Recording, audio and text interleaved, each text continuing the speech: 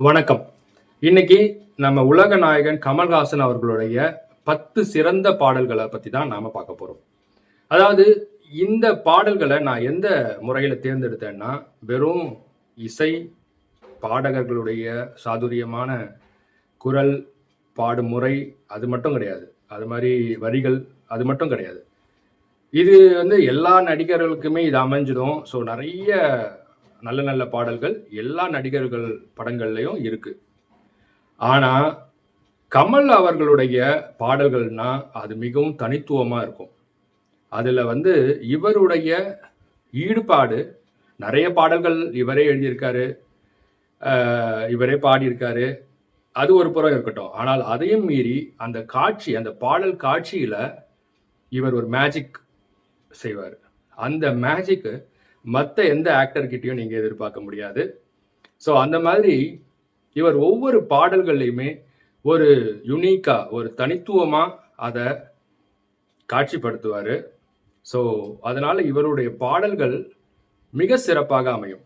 அந்த மாதிரி இவருடைய பாடல்கள்லயே எனக்கு பிடிச்ச, நிச்சயமா உங்களுக்கும் அது பிடிக்கும். ஒரு 10 பாடல்கள நம்ம இன்னைக்கு பார்க்க போறோம்.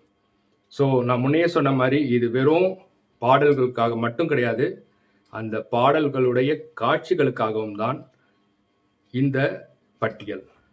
அதற்கு முழுக்க முழுக்க காரணம் கமல் அவர்கள் தான். ஸோ, கமல் அவர்களுடைய படங்களில் இருந்து மிகச்சிறந்த 10 பாடல்களை நாம் இப்பொழுது பார்க்க போகிறோம். நம்ம சேனலை இதுவரைக்கும் சப்ஸ்கிரைப் பண்ணலனா, ப்ளீஸ் சப்ஸ்கிரைப் பண்ணிக்கோங்க. வாங்க இப்ப ஒவ்வொன்னா பார்க்கலாம். இந்த 10 பாடல்களையும் நாம ஒரு கவுண்டவுன் மாதிரி பார்க்கலாம். அந்த வரிசையில 10வது இடத்துல விஸ்வரூபத்துல வர "உன்னை காணாது நானும் நான் இல்லையே" என்ற பாடல். இந்த பாடலை வைரமுத்து அவர்கள் எழுதியிருந்தாரு. ஷங்கர் இஷான் லாய் இசையமைத்திருந்தாங்க. அதுல சங்கர் மகாதேவன் பாடியிருந்தாரு. கூட நடுவே ஜதி வந்து கமல் பாடியிருந்தார். இதனுடைய நடன அமைப்பு கோரியோகிராஃபி வந்து த கிரேட் பண்டிட் பிரிஜு மகாராஜ் அவர்கள் பண்ணியிருந்தாங்க. அவரு ஒரு மிகச்சிறந்த கதக் கலைஞர். அவரிடம் நம்ம கமல் போய் ட்ரைனிங் எடுத்துக்கிட்டு இந்த பாட்டை அவருடைய நடன மேற்பார்வையில் நம் கமல் ஆடினார். ஸோ இது ஃபுல் அண்ட் ஃபுல் அந்த முக பாவங்களை அவ்வளோ அழகா காமிச்சு, நடனம் ரொம்ப நளினமான ஒரு நடனத்தை காமிச்சிருப்பாரு, ஆடியிருப்பாரு நம் உலக நாயகன். ரொம்ப அழகான ஒரு பாட்டு. அதற்கு நம் கமல் அவர்கள் உடைய நடனம் மிக சிறப்பா இருக்கும். ஸோ நம்ம கவுண்டவுன்ல இந்த பாட்டு "உன்னை காணாது" என்ற பாடல் 10வது இடத்துல இருக்கு. அடுத்து 9வது இடத்தில் அபூர்வ சகோதரர்கள் என்ற படத்துல வர "உன்னை நினைச்சேன் பாட்டு படிச்சேன் தங்கமே ஞான தங்கமே" என்ற வாலியின் வரிகளில் இளையராஜா அவர்களின் இசையில் எஸ்பிபி அவர்கள் பாடிய பாடல். இந்த பாட்டு மிக அருமையா இருக்கும். அதற்கு கமல் அவர்களுடைய அந்த நடிப்பு அபாரமாக இருக்கும். அவருடைய ஏமாற்றம், விரக்தி, சோகம்னு எல்லாத்தையும் இந்த படத்துல, இந்த காட்சியில், இந்த பாட்டுல காமிச்சு நடிச்சிருப்பாரு. அதுவும் அவர் குள்ளனா இதெல்லாம் செய்யும்போது அந்த கேரக்டர் மேல ஒரு மிகுந்த பரிதாபம் நமக்கெல்லாம் ஏற்படும். மிகச்சிறந்த பாடல் நம் கவுண்டவுன்ல 9வது இடத்தில் "உன்னை நினைச்சே பாட்டு படிச்சேன்". நம்ம கவுண்டவுன்ல அடுத்த சிறப்பான கமல் அவர்களின் பாடல் சிங்காரவேலன் என்ற படத்துல வர "கக்கக்கா கிக்கி கூக்கு கக்ககே குக்கு குக்கு கேக்கே" அப்படின்னு ஒரு பாட்டு வரும் இல்லையா? "புதுச்சேரி கச்சேரி எக்கச்சக்க பாட்டி ஒண்ணு புடிச்சேன்" அப்படின்ற பாட்டு. ரொம்ப கஷ்டமான ஒரு நடனங்க. இந்த படத்துல, இந்த பாட்டுல கமல் பண்ணது வந்து ஒரு அசாத்தியமான நடிப்பு, நடனம். ஏன் சொல்றேன்னா, உடம்பு முழுக்க பல இசைக்கருவிகள கட்டிட்டு இருப்பாரு. அத கட்டிக்கிட்டு அவரால நடக்க கூட முடியாத அளவுக்கு 2 தொடை இடுக்குல கூட வந்து இந்த ஜால்ராவெல்லாம் கட்டி வச்சிருப்பாங்க. அந்த முட்டிக்கு பக்கத்துல. ஸோ, அந்த மாரி எல்லாத்தையும் கட்டிக்கிட்டு ஒரு 4, 4 1/2 நிமிஷம் பாடல யாரையாவது ஆட சொல்லுங்க பார்க்கலாம். இன்னைக்கு நீங்க சொல்ற மிகச்சிறந்த நடனம் ஆடக்கூடிய எந்த நடிகரா இருந்தாலும் சரி, இவ்வளோ கிரேஸ்ஃபுல்லா, இவ்வளோ அழகா அந்த இசைக்கருவிகள்லாம் கட்டிக்கிட்டு, அந்த இடைஞ்சல்கள் எல்லாம் சமாளிச்சு, அழகா பெர்ஃபார்ம் பண்ணக்கூடிய ஆர்டிஸ்ட் வேற எவனுமே இன்னைக்கு கிடையாதுங்க. நான் அடிச்சு சொல்லுவேன். ஸோ, அந்த பாட்டு முழுசும் நடக்க கூட முடியாதனால அத ஒரு ஸ்டைலா நடப்பாரு. ஸ்டைலா ஆடுவாரு. ஸோ, எல்லா கருவிகளும் அவ்வளோ அழகா வாசிப்பாரு. எக்ஸ்ட்ரார்டினரி சாங்ங்க. Nobody can imagine this song. So, அத வேணா நீங்க ஒரு தடவ பாருங்க. பார்த்தீங்கன்னா நீங்களே புரிஞ்சுப்பீங்க. ஸோ, நம்ம கவுண்டவுன்ல 8வது இடத்தில் சிங்காரவேலன் வரும் இந்த கக்கக்கா கீ கூக்கு என்ற பாட்டு. அடுத்து 7வது இடத்துல வறுமை நிறம் சிகப்பு என்ற படத்துல வர சிப்பி இருக்குது முத்தும் இருக்குது திறந்து பார்க்க நேரமில்லடி ராசாத்தி என்ற பாடல். எம்.எஸ். விஸ்வநாதன் அவர்களுடைய இசையில எஸ்பிபி ஜானகி அவர்கள் குரல்களில் கண்ணதாசன் இயற்றிய இந்த பாடல் மிக அருமையான பாடல். இது கேட்கறதுக்கே ரொம்ப சுவையான ஒரு பாட்டு. கண்ணதாசன் வரிகள் சொல்ல வேணும். இதுல என்ன ஒரு சுவாரஸ்யமான தகவல்னா, இந்த மாதிரி இந்த படத்துல இந்த பாட்டு வந்து ஸ்ரீதேவி வந்து டியூன் சொல்லிக்கிட்டே இருப்பாங்க. அந்த டியூனுக்கு கமல் பாடிக்கிட்டே வருவார். இந்த ஐடியாவை சொன்னதே உலக நாயகன் தான் அப்படின்னுட்டு எம்.எஸ். விஸ்வநாதன் ஒரு பேட்டியிலேயே சொல்லியிருக்கிறார். அவருக்கு எப்படி இது தோணுச்சு இந்த ஐடியா அப்படின்னா, எம்எஸ்வியையும் கண்ணதாசனையும் பார்க்கும்போது தான் அவருக்கு தோணி இருக்கு. ஏன்னா எம்.எஸ். விஸ்வநாதன் டியூன் சொல்ல சொல்ல சொல்ல ஸ்பான்டேனியஸா உடனே அதற்கு வார்த்தைகளை, கவிதையை சொல்லுவாராம் கண்ணதாசன். ஸோ இதை பார்த்த கமலுக்கு இதே மாதிரி ஒரு பேட்டர்ன்ல நாம ஏன் பாட்டு வைக்கக்கூடாதுன்னுட்டு அப்படி வச்ச பாட்டு தான் இந்த சிப்பி இருக்குது முத்தும் இருக்குது. ஸோ இனிமையான பாட்டு, நல்ல வரிகள், நல்ல குரல், இதெல்லாம் தாண்டி கமல் அவர்களுடைய பெர்ஃபார்மன்ஸ், எக்ஸ்பிரஷன், கூடவே ஸ்ரீதேவி 2 பேருடைய அந்த பெர்ஃபார்மன்ஸ் அவ்வளோ அழகா இருக்கும் இந்த பாட்டில். கவுண்டவுன்ல அடுத்த பாடல் 6வது பாடல் ஹே ராம்ல வர நீ பார்த்த பார்வைக்கு நன்றி என்ற பாடல். கமல் அவர்களுக்கே மிகவும் பிடித்த பாடல் இது. இளையராஜா அவர்கள் இசையில் ஹரிஹரனும் ஆஷா போஸ்லேவும் பாடின இந்த பாட்டை எழுதியது நம்ம உலகநாயகன் தான்.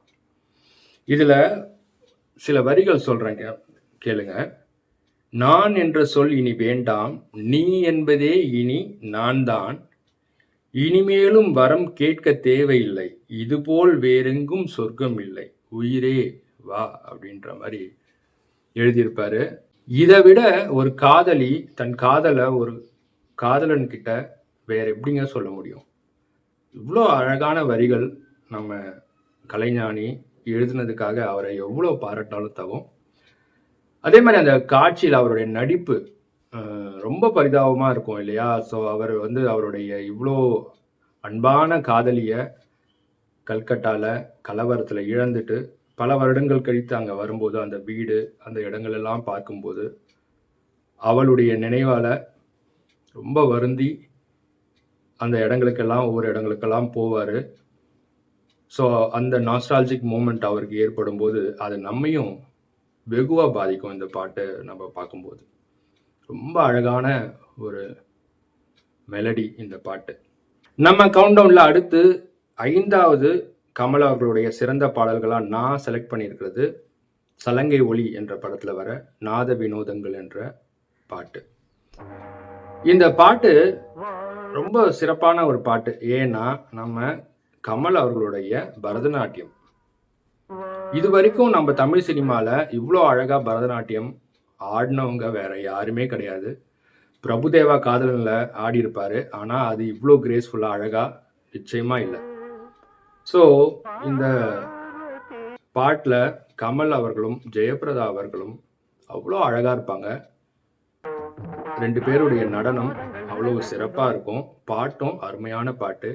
இளையராஜா அவர்கள் இசையில எஸ்பிபி ஜானகி அவர்கள் பாடியிருப்பாங்க, வைரமுத்து அவர்களுடைய வரியில. நம்ம கவுண்டவுன்ல அடுத்த பாடல் 4வது பாடல் அன்பே சிவம் படத்துல வர யார் யார் சிவம் நீ நான் சிவம் என்ற பாட்டு. இந்த பாட்டு அவ்வளோ அருமையான ஒரு பாட்டு. இதை எழுதியது வைரமுத்து அவர்கள், இசை வித்யாசாகர், பாடியது நம் கமல் அவர்கள் தான். இதுல இந்த பாட்டு மனித நேயத்தை வலியுறுத்துற ஒரு பாட்டு. எந்த நேரத்திலையும் மனிதனுக்கு எப்படியாப்பட்ட சோகமும் நிகழும் என்ற கருத்தையும், அதிலிருந்து மன உறுதியோட நாம மீண்டு வரணும் அப்படின்ற வலியுறுத்தலும் இந்த பாட்டுல இருக்கும். மனித நேயமிக்க நிறைய மக்கள் இன்னும் வாழ்ந்துட்டு தான் இருக்காங்க அப்படின்ற செய்தியும் இந்த பாட்டுக்குள்ள இருக்கு. இதயம் என்பது சதைதான் என்றால் எரிதழல் தின்றுவிடும், அன்பின் கருவி இதயம் என்றால் சாவை வென்றுவிடும். எவ்வளவு அழகான வரிகள் பார்த்தீங்களா? ஸோ இந்த மாதிரியான ஒரு அழகான ஒரு பாட்டு, நல்ல வரிகள், அதற்கு நம் உலக நாயகனின் சிறந்த நடிப்பு எல்லாம் சேர்ந்து இது ஒரு எக்ஸ்ட்ராடினரி சாங்கு. பார்க்காதவங்க உடனடியாக பாருங்க. நான் சொல்றது உண்மைன்னு உங்களுக்கு புரியும். அடுத்தது நம்ம கவுண்டவுன்ல வர 3வது பாட்டை நீங்க யாருமே எதிர்பார்க்காத ஒரு பாட்டை தான் நான் சொல்ல போறேன். எஸ், குரு படத்துல வர பறந்தாலும் விடமாட்டேன் பிறர் கையில் தரமாட்டேன் என்ற பாட்டு. இதை இளையராஜா இசையமைச்சாரு. கண்ணதாசன் அவர்கள் எழுதிய பாடல். எஸ்பிபி அவர்களும் ஜானகி அவர்களும் பாடியிருப்பாங்க. இதுல என்ன ஸ்பெஷாலிட்டி அப்படின்னு நீங்க கேட்கலாம். இதுல கமல் அவர்களுடைய எக்ஸ்பிரஷன்ஸ் அண்ட் ஸ்ரீதேவி 2 பேரும் போட்டி போட்டு இதுல நடிச்சிருப்பாங்க. இதுல என்ன சேலஞ்ச் அப்படின்னா, 2 பேருமே சாப்பர்ல உட்கார்ந்துருப்பாங்க. ஸோ பெருசா அசைவுகள் எதுவுமே காமிக்க முடியாது. ஒரு எக்ஸ்பிரஷன் தான். 2 பேரும் இந்த இயர்ஃபோன் போட்டுக்கிட்டு இன்டர்காம்ல தான் இது பாடிக்கிற மாதிரி இருக்கும். அதனால ஒரு ஃபேஸ் எக்ஸ்பிரஷனாலேயே 4.5 நிமிஷத்தை அழகா என்கேஜா எடுத்துட்டு போயிருப்பாங்க. ஃபர்ஸ்ட் கிளாஸ் பாட்டு. நல்ல ஃபேஷியல் எக்ஸ்பிரஷன்ஸ் இந்த பாட்டில் கமல் மற்றும் ஸ்ரீதேவி காமிச்சிருப்பாங்க. வேற ஒருத்தரை இந்த இடத்துல இந்த மாதிரியான பாட்டில் நினைச்சே பார்க்க முடியலங்க. நம்ம கவுண்டவுன்ல அடுத்த பாட்டு, 2வது பாட்டு, ஏக் துஜே கேலியே என்ற படத்துல வர மேரே ஜீவன் சாத்தி என்ற பாட்டு. இதுல கமலும் ரதி அவர்களும் நடிச்சிருப்பாங்க. இந்த பாட்டு முழுக்க முழுக்க ஒரு லிஃப்ட்டுக்குள்ளே தான் நடக்கும். இந்த பாட்டுக்கு இசை அமைச்சவர் லக்ஷ்மிகாந்த் பியாரிலால், பாடினவங்க எஸ்பிபி, அனுராதா பௌத்வால், எழுதியது ஆனந்த் பக்ஷி அவர்கள். இது ஒரு இந்தி பாட்டு, உங்களுக்குலாம் தெரியும். ரொம்ப ஒரு வெற்றிகரமான ஒரு படத்துலேருந்து, ஏக் துஜே கேலியிலேருந்து வந்த ஒரு பாட்டு. இந்த பாட்டில் என்ன சிறப்பு அப்படின்னு கேட்டிங்கன்னா, இந்த பாட்டு முழுக்க ஒரு லிஃப்ட்டுக்குள்ளே தான் நடக்கும். அது ஒரு 6க்கு 6 மேக்ஸிமம் அவ்வளோதான் இருக்கும். அந்த லிஃப்ட்டில் கிட்டத்தட்ட ஒரு 5 நிமிஷம் இந்த பாட்டை அவ்வளவு இன்ட்ரெஸ்டிங்காக பண்ணியிருப்பார் கமல். ஸோ ஃப்ரீயாலாம் டான்ஸ்லாம் ஆட முடியாது, ஏன்னா ஒரு சின்ன இடம்ன்றதுனால. ஸோ அதுக்குள்ளேயே அவ்வளோ அழகாக அந்த இடத்துக்கு ஏற்ற மாதிரி டான்ஸ் பண்ணியிருப்பார். ரொம்ப ஜாலியான ஒரு பாட்டு. அவ்வளவு யூத்தாக, ஃப்ரெஷ்ஷாக, ரொம்ப அருமையாக இருக்கும். ரொம்ப என்கேஜாக, என்டர்டைனிங்காக இருக்கும் இந்த பாட்டு. இன்னைக்கு இருக்கிற எந்த இளம் ஹீரோக்களும் இதை மாதிரி ஒரு பாட்டை நிச்சயமாக கொடுக்க முடியாது என்பது என்னுடைய அபிப்பிராயம். ஸோ நம்ம கவுண்டவுனில் ஏக் துஜே கேலியில் வர இந்த மேரே ஜீவன் சாத்தி என்ற பாட்டு 2வது இடத்தில். கிளைமேக்ஸ்க்கு வந்தாச்சு. ஸோ ஃபர்ஸ்ட் பிளேஸில் இருக்கிற பாட்டு என்னன்னு பார்க்கலாம். இந்த பாட்டையும் நீங்கள் எதிர்பார்த்துருக்க மாட்டீங்க. ஃபர்ஸ்ட் பிளேஸில் நம்மவரில் வர வாயாலே வாசிக்கிறேன் வேணாண்டா வாத்தியமே விட்டு தள்ளேண்டா அப்படின்ட்டு ஒரு ஸ்டேஜ் பெர்ஃபார்மன்ஸ் பாட்டு வரும். இது கிட்டத்தட்ட 8 நிமிஷம் பாட்டுங்க.